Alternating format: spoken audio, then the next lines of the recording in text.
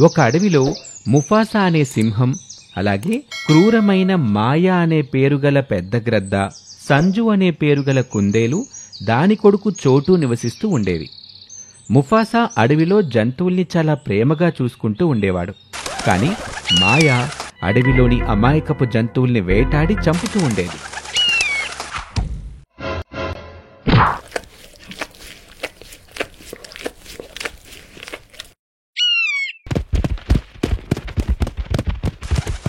ఒకరోజు సంజు, నువ్వు ఈ గుహలో జాగ్రత్తగా ఉండు, నీకోసం ఆహారం సేకరించుకుని వస్తాను. ఎవరొచ్చినా బయటకు వెళ్ళకో, జాగ్రత్త. అలా సంజు తన బిడ్డకు మంచి మాటలు చెప్పి ఆహారం కోసం బయటకు వెళ్ళగానే అక్కడికి దగ్గరలోని చెట్టు మీద మాయా నిల్చునుండి చోటుతో ఇలా మాట్లాడుతూ ఉంటుంది. అరే చోటు, ఎంతసేపని అలా లోపల ఉంటావు? ఒకసారి బయటికి రా. నేను నీకు చక్కగా గాలిలో ఎగురుతూ ఈ అడవినంతా చూపిస్తాను. నేను బయటికి రాను, నువ్విక్కడి నుండి వెళ్ళిపో. ఎంతసేపటికి వాళ్ల అమ్మ రాకపోవటంతో చోటూకి ఆకలి వేసి గుహ నుంచి బయటకు రాగానే తన కాళ్లతో తన్నుకొని చోటుని తీసుకుని గాల్లోకి మాయా ఎగిరిపోతుంది.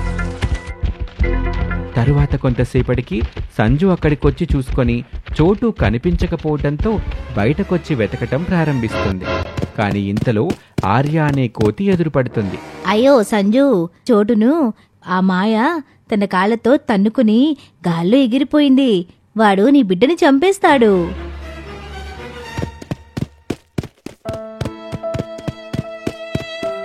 సంజు ఇక చేసేదేమీ లేక ముఫాసా దగ్గరకు వెళ్లి తన గోడుని వెళ్లబుచ్చుకుంటుంది.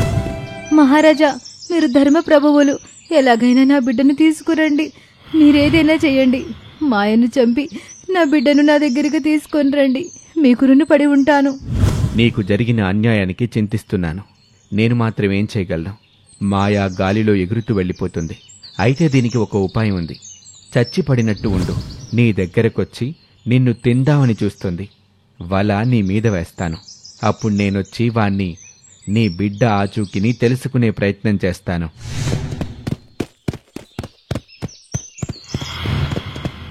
అలా ముఫాసా చెప్పినట్టు సంజు చేయటంతో మాయా ఆ వలలో ఇరుక్కుంటుంది. ముఫాసాకు బందీగా దొరుకుతుంది. మర్యాదగా చెప్పు, చోటుని ఏం చేశావు? చోటు ఎక్కడ ఉన్నాడో చెప్తాను.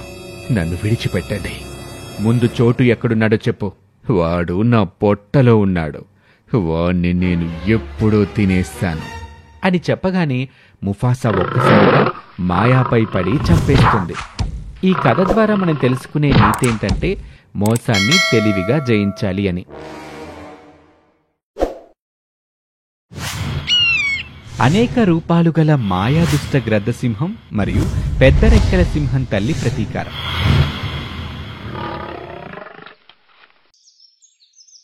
ఒక అడవిలో ముఫాసా, కొడుకు సింబా, భార్య నాలా జీవిస్తూ ఉండేవి.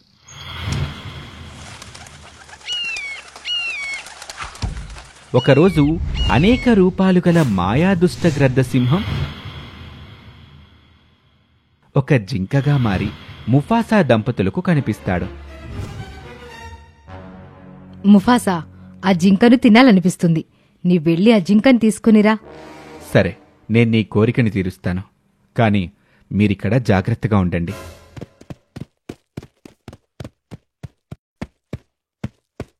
కాని ఎంతకు ఆ జింక దొరకదు. చివరికి ఒక చోట మేత మేస్తూ ఉండగా ఆ మాయా జింక ఉన్నట్టుండి ఒక పెద్ద గ్రద్దసింహంగా మారిపోయి ముఫాసాని చంపేస్తుంది. ఇదంతా చెట్టుపై ఉన్న చిట్టి అనే చిలుక చూస్తూ ఉంటుంది. దుష్ట గ్రద్దసింహం తర్వాత ఒక నక్కగా మారి నాలా దగ్గరికి వస్తుంది. ఆకలిగా ఉంది, నాకేవైనా పెట్టండి, లేకపోతే నేను చనిపోయేలా ఉన్నాను అని ఆ మాయా నక్క చెప్పగానే దాని గురించి తెలియని నాలా ఆహారాన్ని తీసుకుని దాని దగ్గరకు వస్తుంది. వెంటనే ఆ మాయానక్క ఒక పెద్ద గ్రద్దసింహంగా మారి నాలాను అక్కడి నుంచి తీసుకుపోతుంది. ఇదంతా సింబా బాధగా చూస్తూ,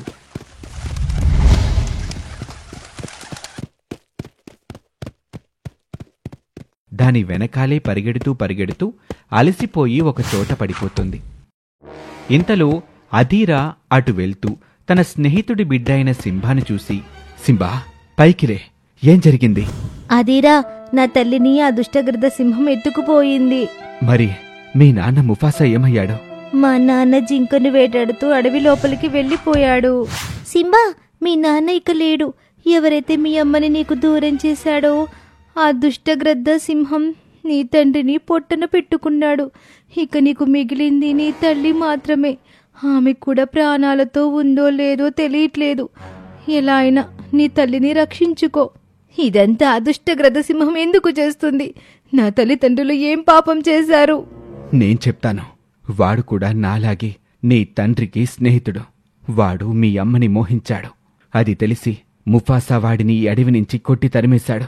కాని వాడు పగతో కొన్ని క్షుద్ర శక్తుల్ని నేర్చుకుని దుష్టగ్రద్దసింహంగా మారి తిరిగి ఈ అడవికొచ్చి ఇదంతా చేశాడని నాకిప్పుడు అర్థమవుతుంది. మరి వాడిని ఎలా అంతమొందించాలి? నేను చిన్న పిల్లాడిని, నేనేం చేయగలను? కాని వాడిని చంపి నా ప్రతీకారం తీర్చుకోవాలి. ఏదైనా ఉపాయం ఉంటే చెప్పండి. వాడిని మనం నేరుగా ఏమీ చేయలేం.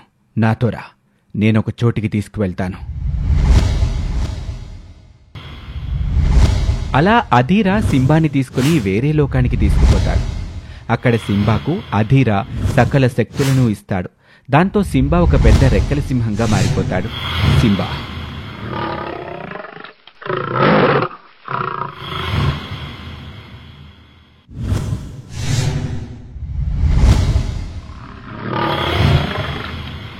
ఇప్పుడు నువ్వు చాలా బలవంతుడిగా మారిపోయావు. కాని ఆ దుష్టగ్రద్ద సింహం దగ్గరికి వెళ్ళినప్పుడు జాగ్రత్తగా ఉండు. అలా సింబా ఆ దుష్టగ్రద్ద సింహం దగ్గరికి వెళ్ళి దాంతో ఇలా అంటాడు. దుష్టగ్రద్ద సింహమా, నువ్వు నా తల్లిదండ్రులిద్దరినీ వేరు చేశావు. నా తండ్రిని చంపేశావు. మర్యాదగా నా తల్లి ఎక్కడుందో చెప్పు, లేకపోతే నువ్వు ప్రాణాలతో ఉండవు. నువ్వా నన్ను చంపేది? నువ్వు నన్నేమీ చెయ్యలేవు. కాని నీ ధైర్యానికి మెచ్చాను. నీ తల్లి అక్కడ బందీగా, వెళ్ళి చూడు. సింబా పరిగెడుతూ అక్కడ బందీగా ఉన్న నాలాని చూసి కన్నీటి పర్యంతమవుతాడు. సింబా, ఏడవకు, ధైర్యంగా ఉండు. నీ తండ్రిని చంపిన వాడిని చంపి నీ పగ తీర్చుకో. నా ప్రతీకారం నెరవేరాలి. తన తల్లి అలా చెప్పగానే సింబా ఒక పెద్ద రెక్కల సింహంగా మారి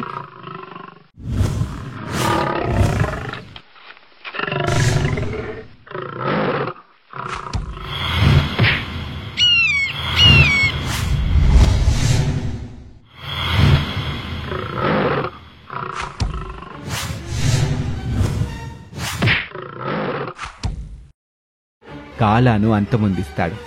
దీంతో నాలా అలాగే సింబా ఒక దగ్గరికి చేరుతారు. తల్లిని చాలా రోజుల తర్వాత కలుసుకున్నందుకు సింబా చాలా ఆనందిస్తాడు. అడవికి రాజు సింహం, క్రూరమైన నల్ల చిరుత పులి మరియు గ్రద్ద. ఒక అడవికి రాజైన సింహం, దాని పేరు ముఫాసా, కొడుకైన సింబాతో కలిసి అడవిలో ఉండేవాడు. కాలా అనే నల్ల చిరుత పులి అలాగే నిషా అనే గ్రద్ద మంచి స్నేహితులు. నిషా, మనం ఎలా అయినా ఆ ముఫాసా ఆట కట్టించాలి. వాడి పెత్తనం సాగనీయకూడదు. వాడి కొడుకైన సింబాని నువ్వెలా అయినా ఎత్తుకురా.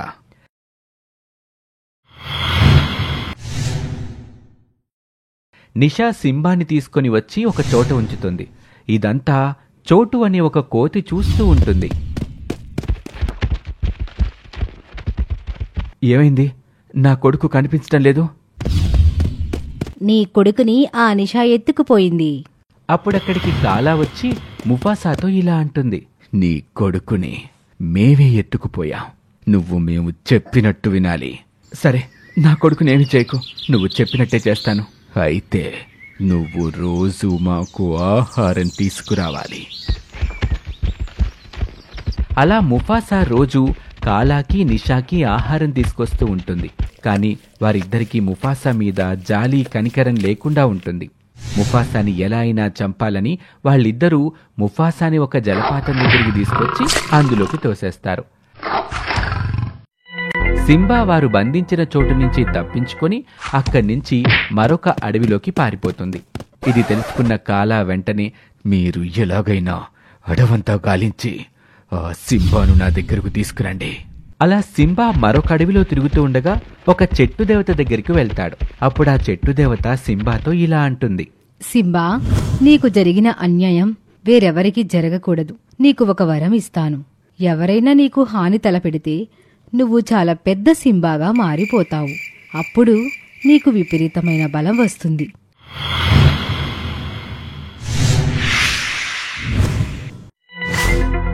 ఓ చెట్టు దేవత, నువ్వు నాకు ఈ వరం ఇచ్చినందుకు ధన్యవాదాలు. ఒక నదిలో సింబా నీళ్లు తాగుతూ ఉండగా ఆ హైనాలు వచ్చి సింబాను తన వెంట పెట్టుకుని కాలా దగ్గరకు తీసుకుపోతాయి. నువ్వు నా దగ్గర నుంచి తప్పించుకుపోతావా? నీకు ఎంత ధైర్యం?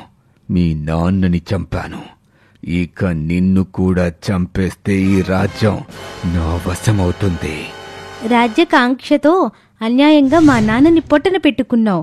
నీకు ధైర్యం లేక నన్ను అడ్డం పెట్టుకుని మా నాన్నని చంపావు. లేకపోతే మా నాన్న చేతిలో నువ్వు ఎప్పుడో చచ్చేవాడివి. సరే, ఇకనైనా బుద్ధి తెచ్చుకుని ఈ అడవిని వదిలి పారిపో. లేకపోతే నా చేతిలో నువ్వు ఈరోజు చేస్తావు. నీ చేతిలో నేను చస్తానా? నువ్వు ఇంత చిన్నగా ఉండి నువ్వు నన్ను చంపుతావా? నిన్ను ఒక్క దెబ్బకి నేనే చంపేస్తాను అని కాలా సింబా దగ్గరకు రాగానే సింబా చాలా పెద్దగా మారిపోయి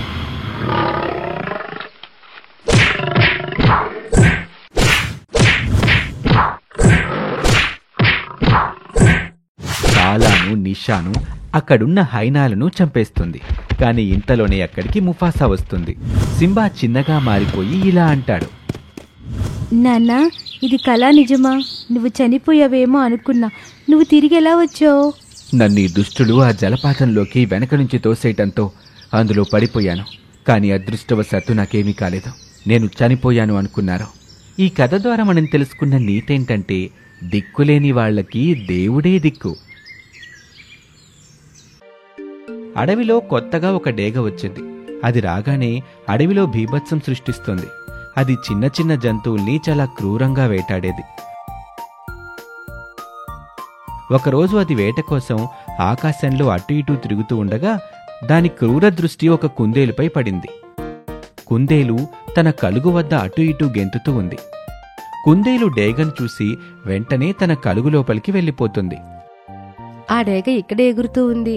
నేను చాలా ఆలస్యంగా ఈ విషయాన్ని గమనించాను. వామో, సమయం ఉండగా తెలుసుకున్నాను కనుక సరిపోయింది. కుందేలు తన ప్రాణాలను కాపాడుకున్నందుకు మనసులోనే భగవంతునికి ప్రార్థిస్తుంది. కాని డేగ మాత్రం ఎలాగైనా కుందేల్ని పట్టుకోవాలి, అప్పుడే కదా నా ఆశ తీరేది. ఇలా డేగ కొద్దిసేపు ఆలోచిస్తుంది. కొంత సమయం తర్వాత పొలం నుండి కొన్ని తాజా తాజా క్యారెట్లను తీసుకొచ్చి, ఇక ఈ క్యారెట్లను చూసి బయటకొస్తే ఆ కుందేలు నా చేతికి చిక్కుతుంది. ఇలా ఆలోచించి డేగ ఒక దట్టమైన చెట్టుపై దాక్కొని కూర్చుంటుంది. కలుగులో ఉన్న కుందేలు క్యారెట్లను చూస్తుంది. డేగ పన్నిన పన్నాగం తెలియక కుందేలు క్యారెట్లను తీసుకోవడానికి వస్తుంది. ఇదంతా చూసి డేగ చాలా సంతోషిస్తుంది. ఇంతలో దాని సంతోషానికి భంగం కలుగుతూ చెట్ల పొదల్లో నుండి ఒక పెద్ద శబ్దం అవుతుంది. ఓ కుందేలా, ఆ క్యారెట్ల దగ్గరికి వెళ్ళకో. డేగ పన్నిన పన్నాగం అది. నువ్వెళ్తే ఆ డేగ చేతులు చిక్కుకుంటావు. ఈ మాటలు వినగానే కుందేలు వెంటనే తన కలుగులోకి వెళ్ళిపోతుంది. ఇలా ఈసారి కూడా కుందేలు డేగకు చిక్కకుండా పోతుంది. డేగ కోపంతో అక్కడి నుంచి వెళ్ళిపోతుంది. కుందేలు పిల్ల, బయటికి రా. ఆ డేగ వెళ్ళిపోయింది. చూడు కుందేలు, ఇలా ఎప్పుడూ అత్యాశకు వెళ్ళకో. ప్రమాదాలు పొంచుంటాయి. జాగ్రత్తగా ఉండాలి. ఈ రోజు గనక నేను సమయానికి రాకపోయుంటే అనార్థం జరిగిపోయేది. అవును జింక, నువ్వు చెప్పింది నిజమే. నేను జాగ్రత్తగా ఉండాల్సింది. నా ప్రాణాలు కాపాడినందుకు ధన్యవాదాలు. ఫ్రీగా దొరికే వస్తువులకి దూరంగా ఉండాలి. ఆ రోజు తర్వాత జింక కుందేలు స్నేహం బలపడుతుంది. జింక ఎల్లప్పుడూ కుందేలుతోనే ఉండేది. దీంతో డేగ కుందేలుని వేటాడలేకపోయేది. ఇలా ఉండగా ఒకరోజు డేగ కొత్త పన్నాగం పండుతుంది. డేగ తన రెక్కలకు ఎర్ర రంగు పూసుకుంటుంది. అది చూస్తే అచ్చం రక్తం కారుతున్నట్లుగా అనిపిస్తుంది. ఏ సమయమైనా కుందేలిక్కడికి రావచ్చు. ఈ పరిస్థితిలో నన్ను చూసి దయతో నా దగ్గరకు రాగానే దాన్ని పట్టుకుంటాను. తర్వాత డేగ ఒక పొలం పక్కన పడి ఉంటుంది. డేగ బాధతో మూలుగుతూ నటిస్తూ ఉంటుంది. ఇలా డేగను చూసిన కుందేలు గెంతుకుంటూ వస్తుంది. వామ్మో, ఈ నీచుడు డేగా ఇక్కడ ఏం చేస్తున్నాడు? చూస్తుంటే ఇది ఏదో కొత్త పన్నాగంలా అనిపిస్తుంది. వెంటనే ఇక్కడి నుంచి వెళ్ళిపోతాను. ఇలా ఆలోచించి కుందేలు వెంటనే తిరిగి వెళ్ళబోతుంది. ఇంతలో డేగ మూలుగుతూ ఇలా అంటుంది, నన్నెవరైనా కాపాడండి. నా రెక్కలకు గాయమైంది. చాలా రక్తం పోతుంది. నాకు సహాయం చెయ్యండి. దాహంగా ఉంది. కొద్దిగా మంచినీళ్ళివ్వండి. ఈ మాటలు విన్న కుందేలు హృదయం దయతో నిండిపోతుంది.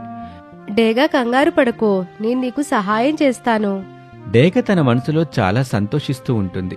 వెంటనే కుందేలు డేగకు సహాయం చెయ్యాలనే ఉద్దేశంతో దాని దగ్గరకు వెళ్తుంది. కుందేలు దానికి చాలా దగ్గరగా వస్తుంది. కాని ఇంతలోనే జింక వేగంగా వచ్చి కుందేలుని తన వీపుపై కూర్చోబెట్టుకుని పారిపోతుంది. ఈ జింక మళ్ళీ వచ్చేసింది. కొద్దిగా ఉంటే ఆ కుందేలు నా చేతికి చిక్కేది. ఇప్పటికైనా మించిపోయింది లేదు. ఈసారి వీరిద్దరినీ వదిలిపెట్టను. ఇలా అనుకుంటూ డేగ వెంటనే వారిద్దరినీ వెంబడిస్తుంది. జింక పరిగెడుతూ ఉంటుంది. మరోసారి నువ్వు ఆ డేగ పన్నాగంలో చిక్కుకునేదానివి. నేను కేవలం తనకి సహాయం చెయ్యాలనుకున్నాను. డేగ గాయాలైనట్లు నాటకం ఆడుతుందని నాకు తెలియదు కదా. జింక చాలా వేగంగా పరిగెడుతూ ఉంటుంది. ఇంతలో ఒక పెద్ద రాయిని ఢీకొని జింక కుందేలు కింద పడిపోతాయి. ఇంతలో మాయావి చెట్టు అక్కడ ప్రత్యక్షమై కాపాడుతుంది. అమ్మయ్యా, జింక మనం బ్రతికిపోయాం. కాని డేగ వారిని వెంబడిస్తూనే ఉంటుంది. కానీ ఆ డేగ నుండి ఎలా బయటపడగలం? ఇంతలో మాయావి చెట్టు ఇలా అంటుంది, మీరేమీ భయపడకండి. నేను మీ ఇద్దరికీ సహాయం చేద్దామని వచ్చాను. నేను ఒక మాయా చెట్టుని. వీరిద్దరూ భయపడకుండా ఆ డేగను ఎదిరించాలి. కానీ మేము చాలా సాధారణ జంతువులము. క్రూరమైన డేగను ఎలా ఎదుర్కోగలం? దానిని ఎదుర్కోవటానికి మా బలం ఏమాత్రం సరిపోదు. అలా అధైర్యపడవద్దు. కేవలం శరీరం బలంగా ఉంటే సరిపోదు. మన ఆలోచనలు కూడా బలంగా ఉండాలి. ఇంకొక విషయం, ఎప్పుడూ ఆపద నుండి పారిపోకూడదు. అలా పారిపోతే మనం ఓడిపోతాం. నేను ఆ దుష్ట డేగను ఎదుర్కోవడానికి మీకు కొన్ని మాయాశక్తులను ప్రసాదిస్తాను. అప్పుడు మీరు దానిని ధైర్యంగా ఎదుర్కొని విజయాన్ని సాధించగలరు. మాయా చెట్టు తన మాయాశక్తులతో వారిద్దరి శరీరాలని కలిపేస్తుంది. ఇలా అవి రెండూ ఒక మాయావి కుందేలు జింకగా మారిపోతాయి. అవి ధైర్యంగా డేగను ఎదుర్కోవటానికి ముందుకు వెళ్తాయి.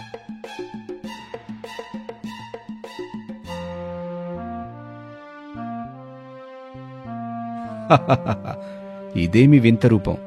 జోకర్లలా నటిస్తున్నారా? ఎంతసేపు నవ్వుకుంటావో నవ్వుకో. మేం జోకర్ అయితే ఏంటి, ఈ రోజు నీ అంతం ఖాయం. ఇలా ఇద్దరి మధ్య భీకరమైన పోరు మొదలవుతుంది.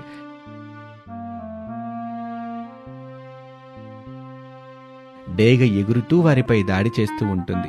చివరికి కుందేలు జింక బలంగా డేగపై దాడి చేస్తాయి. దీంతో డేగ కింద పడి చచ్చిపోతుంది. నీతేంటంటే, మనకు ఆపదలు ఎదురైనప్పుడు కేవలం శరీర బలంతోనే కాదు, బుద్ధి బలంతో ఎదుర్కోవాలి అని. పిల్లల్ని హింసించే సవతి తల్లి సింహం కాపాడిన కుటుంబం. ఒక అడవికి మహారాజైన ముఫాసా తన భార్య అయిన నాలా అనారోగ్యంతో చనిపోవటంతో తన ఇద్దరు పిల్లల్ని చూసుకోవటానికి మరొక ఆడసింహాన్ని పెళ్లి చేసుకుంటాడు. ఆమె పేరు నిషా. నిషాకి ఆ పిల్లలపై ఏమాత్రం ప్రేమ లేకపోగా ఆ పిల్లల్ని బాగా హింసిస్తూ ఉంటుంది. కాని ముఫాసా తన జీవితంలో జరిగే ఏ విషయమైనా తన చిరకాల మిత్రుడైన భగీరా అనే పులికి చెప్తూ ఉంటాడు. భగీరా, నా రెండవ భార్య నా పిల్లల్ని సరిగ్గా చూసుకోవటం లేదు. వాళ్ళని బాగా హింసిస్తుంది. నా బాధలన్నీ నీకు కాకపోతే ఎవరికి చెప్పాలి మరి? నేను ముందే నీకు చెప్పాను కదా ముఫాసా, ఎప్పటికైనా సవతి తల్లి అసలు తల్లి కాలేదని. నువ్వే నీ పిల్లల్ని కొంచెం జాగ్రత్తగా చూసుకోవాలి. నీ పిల్లలకు ఏదైనా సమస్య వస్తే నేను నీకు అండగా ఉంటాను. నువ్వే నా ధైర్యం భగీరా. నాకేదైనా అయితే నా పిల్లల్ని నువ్వే జాగ్రత్తగా చూసుకోవాలి. తప్పకుండా నేను చూసుకుంటాను. నువ్వేమీ భయపడకు. వెళ్ళొస్తాను.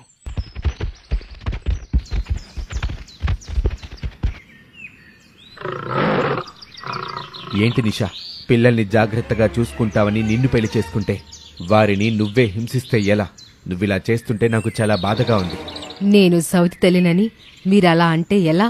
నేను వారినిద్దరిని బాగానే చూసుకుంటున్నాను. వారికి కావలసినవన్నీ నేను కాకపోతే ఇంకెవరు చూస్తున్నారు? నిషా అప్పుడే తన మనసులో ఇలా అనుకుంటుంది. వీడొక మహారాజు. వీడి పిల్లల్ని నేను చూసుకోవాలంట. ముందు వీడిని తుదముట్టించి తర్వాత ఈ అడవికి నేనే మహారాణిగా ఉండాలి. తర్వాత వీడి పిల్లల్ని కూడా చంపేస్తే సరిపోతుంది అనుకుని నిషా మహారాజుకి ఆహారంలో విషం కలిపి చంపేస్తుంది. ఆ ముఫాసా చనిపోయాడు. ఈ అడవికి నేనే మహారాణిని. ఇంకేముంది, నా చిరకాల మిత్రుడైన అధిరాని దగ్గరకు పిలిచి పిల్లలిద్దరినీ చంపేస్తే సరిపోతుంది.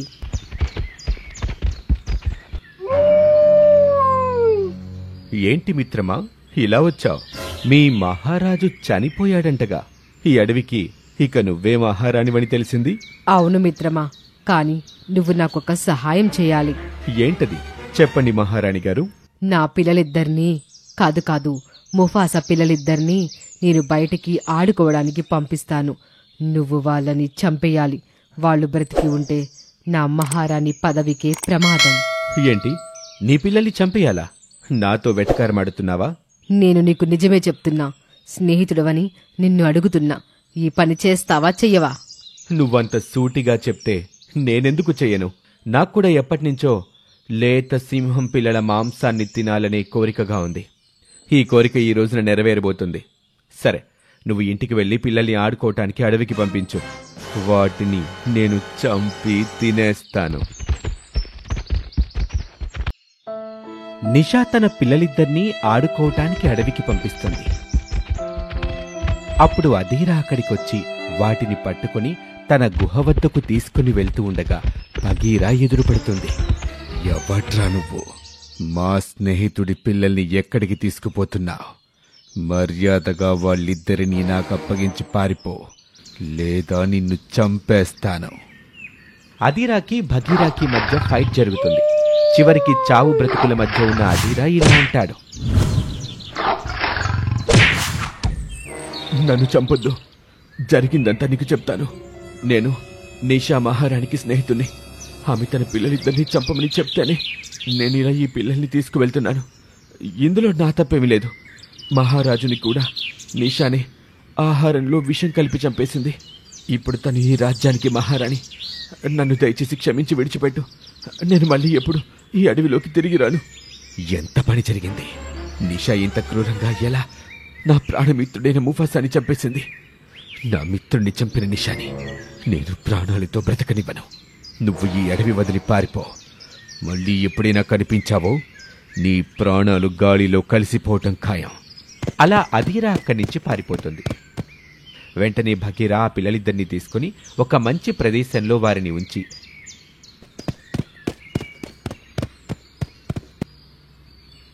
నిషా దగ్గరకు వెళ్ళి నిషాను చంపేస్తాడు.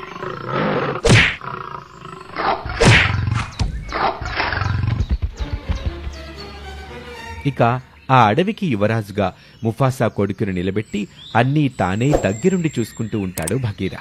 ఇది వాళ్ళకి కథ. మరొక ఆసక్తికర కథలో మళ్ళీ కలుద్దాం. అంతవరకు సెలవు. నమస్తే.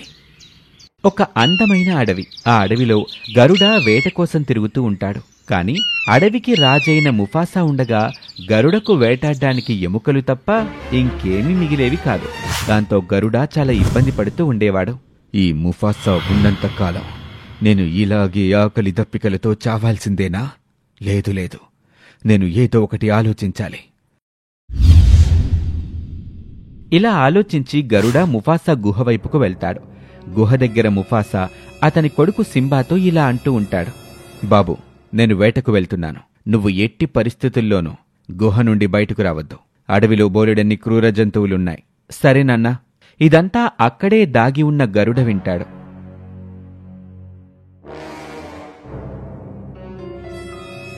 ముఫాసా వెళ్ళగానే గరుడ ఎగురుకుంటూ గుహ దగ్గరకు వెళ్తాడు. అరే బాబు సింబా, గుహలో ఏం చేస్తున్నావు? నీలాంటి పిల్లలు ఆడుతూ పాడుతూ ఆనందంగా జీవితాన్ని గడపాలి. నాతోరా, నీకు అడవి మొత్తం తిప్పి చూపిస్తాను. లేదు లేదు, నాన్నగారు నన్ను బయటకు వెళ్ళొద్దన్నారు. అరే సింబా, నన్ను నమ్ము. మీ నాన్నగారు నాతో చెప్పారు. వీలు చూసుకుని నిన్ను అడవి మొత్తం తిప్పి చూపించమన్నారు. రా, నా వీపు మీద కూర్చో. ఆకాశంలో ఎగురుతూ అడవి మొత్తం చూడొచ్చు. సింబా గరుడ మాటలు విని అతని వీపుపై ఎక్కి కూర్చుంటాడు. గరుడ ఎగురుకుంటూ సింబాని తీసుకుని పర్వతంపై ఉన్న అతని గుహ దగ్గరకు చేరుకొని గట్టిగా నవ్వుతూ ఉంటాడు. మనం ఇక్కడికి ఎందుకొచ్చాం? నన్ను ఇంటి దగ్గర దించే. నేను నిన్ను నీ ఇంటి దగ్గర దించటానికి తీసుకురాలేదు. ఇక నుండి నువ్వు నా బందీవి. ఇప్పుడు నేను నిన్ను అడ్డు పెట్టుకుని నా భోజనానికి ఏర్పాటు చేసుకుంటాను. గరుడ ఇలా చెబుతూ ఉండగా జోజో అనే పక్షి అదంతా చూస్తూ ఉంటుంది. ఆ పక్షి వెంటనే ముఫాసా దగ్గరికి వెళ్లి జరిగిన విషయం మొత్తం చెప్తుంది. ఇది విన్న ముఫాసా గుహవైపు పరుగులు తీస్తాడు. అంతలోనే గరుడ అక్కడికొస్తాడు. అరే ముఫాసా, బహుశా నువ్వు నీ కొడుకుని వెతుకుతున్నావనుకుంటా. అవును, చెప్పు, నా కొడుకు ఎక్కడున్నాడు? ఏం చేశావు నువ్వాన్ని? నీ కొడుకు నా అధీనంలో ఉన్నాడు. వాణ్ణి నువ్వు ప్రాణాలతో చూడాలనుకుంటే రోజూ నా కోసం భోజనం వెతికి తీసుకురా, లేదంటే వద్దు, అలా చెయ్యొద్దు. నేను రోజు నీకోసం భోజనం తీసుకొస్తాను, కానీ నా కొడుకుని ఎప్పుడు వదులుతావు? ఇక నువ్వు నీ కొడుకు గురించి మర్చిపో. నేను ఎప్పటి వరకు అనుకుంటే అప్పటి వరకు వాడు నా దగ్గరే ఉంటాడు. ఇక ఆ మరుసటి రోజే ముఫాసా భోజనం తీసుకొస్తాడు. కొంచెం భోజనం నా కొడుకు కూడా పెట్టు. ముందు నా కడుపు నిండనివ్వు, ఆ తర్వాత చూస్తాను. ఇక వెళ్ళి నీ పనేంటో చూసుకో. ఇలా అని గరుడ భోజనం తీసుకుని అక్కడి నుంచి వెళ్ళిపోతాడు. రోజులు గడుస్తూ ఉంటాయి. ముఫాసా చాలా బాధపడుతూ ఉంటాడు. ఒకరోజు ముఫాసా దిగాలుగా అడవిలో తిరుగుతూ ఉండగా అతనికి ఎవరో పిలిచినట్టుగా అనిపిస్తుంది. ఏవైంది బాబూ, చాలా దిగాలుగా ఉన్నావు? ముఫాసా ఆశ్చర్యంతో అటు ఇటు చూస్తాడు. అక్కడ ఒక చెట్టు మాట్లాడుతూ ఉంటుంది. మీరెవరో? నేను మునుపెన్నడూ మిమ్మల్ని చూడలేదు. నేను ఎవరికీ కనబడను. ఎవరైతే స్వచ్ఛమైన హృదయంతో ఉంటారో వారికే కనబడతాను. చెప్పు, ఏమిటి నీ సమస్య? ముఫాసా జరిగిన విషయం మొత్తం చెప్తాడు. అప్పుడు చెట్టు నవ్వుతూ, ఓస్, ఇంతేనా? సరే ఉండు, నేను నీకు సహాయం చేస్తాను. చెట్టు ఇలా అనగానే చెట్టు నుండి ఒక వెలుతురు వస్తుంది. ఆ వెలుతురు ముఫాసాపై పడగానే ముఫాసా ఒక జైంట్ ఫ్లయింగ్ లైన్ గా మారిపోతుంది. నువ్వు ఎప్పుడనుకుంటే అప్పుడు నీ రెక్కలు ప్రత్యక్షమవుతాయి. ఇప్పుడు వెళ్ళి నీ కొడుకుని రక్షించుకో. ముఫాసా చెట్టుకి ధన్యవాదాలు తెలుపుకొని అక్కడి నుంచి బయలుదేరుతాడు.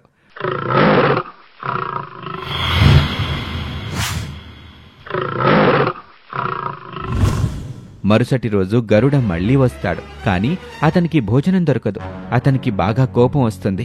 ముఫాసా, నా భోజనం ఎక్కడా? నీకు నీ కొడుకు పైన ప్రేమ లేదా? ముఫాసా నవ్వుతూ జైంట్ ఫ్లయింగ్ లయన్ గా మారిపోతాడు. అది చూసి గరుడ భయంతో పారిపోయే ప్రయత్నం చేస్తాడు. ముఫాసా ఎగిరి గరుడని పట్టుకుని చితకబాదుతాడు.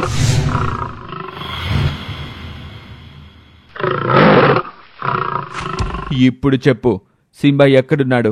లేదంటే... గరుడ భయంతో ముఫాసాని అతని గుహ దగ్గరకు తీసుకువెళ్తాడు. ఇద్దరూ ఎగురుకుంటూ గుహ దగ్గరికి వస్తారు. సింబా తండ్రిని చూసి ఎంతగానో ఆనందిస్తాడు. ముఫాసా గరుడతో, ఇంకెప్పుడైనా ఈ అడవి చుట్టుపక్కల కనిపించావో నిన్ను ప్రాణాలతో వదలను, పోయిక్కడ్నుంచి. ఇలా అని ముఫాసా గట్టిగా గర్జిస్తాడు. గరుడ భయంతో అక్కడ్నుంచి పారిపోతాడు. ముఫాసా సింబాను అతని వీపుపై కూర్చోబెట్టుకుని ఇంటికి బయలుదేరుతాడు. ముఫాసా అతని కొడుకుని కాపాడుకుంటాడు. అడవిలో తిరిగి ఆనందం నెలకొంటుంది. పెద్ద సింహం మరియు తెలివైన ఆవు మాయా తోడేలు. ఒక అడవిలో సింహం, ఆవు, దాని కొడుకు చోటు నివసిస్తూ ఉండేవి. మాయా అనే ఒక భయంకరమైన పులి తోడేలు మాయల మహమ్మారి.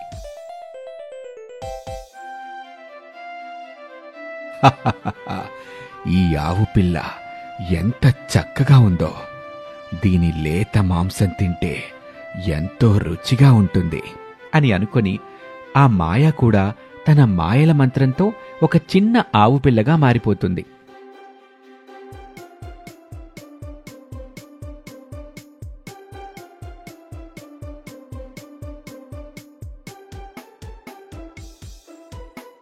ఎవరు బాబు నువ్వు?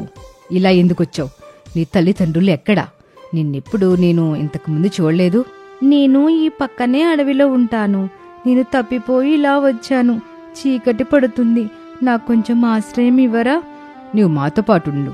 తర్వాత నీ తల్లిదండ్రులను వెతుక్కుంటూ వెళ్దూగానిలే. కాని సమయం చూసి చోటుని చంపి తిందామని ఎదురు చూస్తూ ఉంటాడు. బాబూ, నువ్వు ఇంటి దగ్గరే ఉండు. మేమిద్దరం అలా వెళ్ళి నీకు ఆహారం తీసుకుని వస్తాము. సరే, కాని చోటుని కూడా ఇక్కడే వదిలి వెళ్ళొచ్చు కదా. వాడు నన్నొదిలి ఒక్క క్షణం కూడా ఉండడు అని చెప్పి రాజా చోటుతో కలిసి అలా అడవిలోకి మేతకు వెళ్తుంది.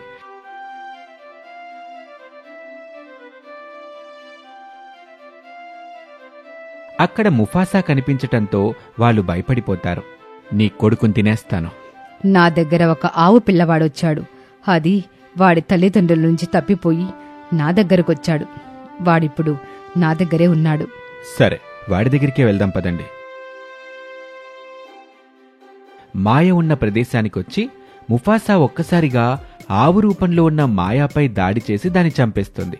అప్పుడది ఒక భయంకరమైన పులితోడేలుగా మారిపోయి చచ్చిపడి కనిపిస్తుంది. ఆకలితో ఉన్న ముఫాసా అది ఆవా కాదా అని చూడకుండా చంపి తినేసి అక్కడి నుంచి వెళ్ళిపోతుంది. అమ్మా, నువ్వు ఆ ముఫాసాకి ఆ ఆవు పిల్లని తినమని చెప్పగానే నాకు చాలా కోపం వచ్చింది. ఎందుకంటే ఆపదలో ఉన్నవారికి ఆశ్రయం కల్పించి వారిని మోసం చేస్తున్నావేమో అనుకున్నాను. కాని నువ్వు చాలా మంచి పని చేశావు. కానీ అది ఓ మాయా తోడేలని నాకది చచ్చిన తర్వాత గాని తెలియలేదు. నువ్వు ఆ మాయా తోడేలు ఒక మోసపూరితమైన ఆవు అని ఎలా కనిపెట్టగలిగావు? మనం మన మధ్య ఉండేవారితో చాలా జాగ్రత్తగా ఉండాలి, లేకపోతే మోసపోతాం. నేను ఆ వచ్చిన మాయాని జాగ్రత్తగా పరిశీలించేదాన్ని. దానికి గడ్డి పెడితే తినకుండా తిన్నట్టుగా నటిస్తూ ఉండడం గమనించాను.